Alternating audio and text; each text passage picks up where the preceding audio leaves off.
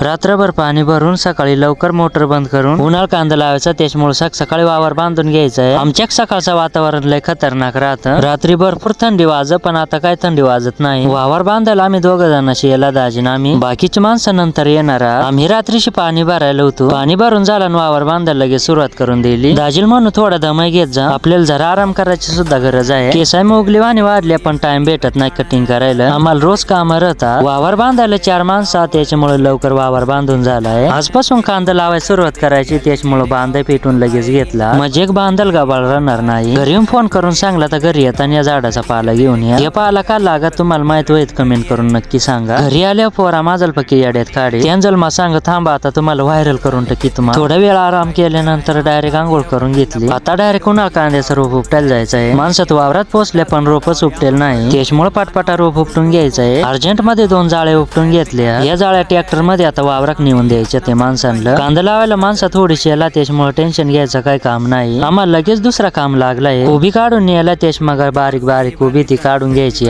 विशाल शेट गोंदे फाट्या जायला होतं, त्याचं सुद्धा ब्लॉग मध्ये स्वागत आहे. एक चॉकलेट देऊन विशाल शेट ना आज आम्हाला खुश केला. कोबी काढायला थोड्या लवकरच सुरुवात करायची आहे, कारण कोबी गवसून गवसून तोडायची आहे. थोड्याच वेळानंतर आपला छोटा शेट डायरेक्ट आपल्याला भेटायला आलाय.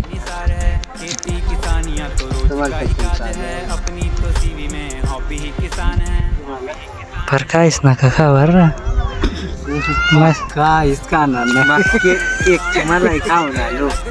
माझी छाती जळजळ होते यार तुम्ही खाल्या.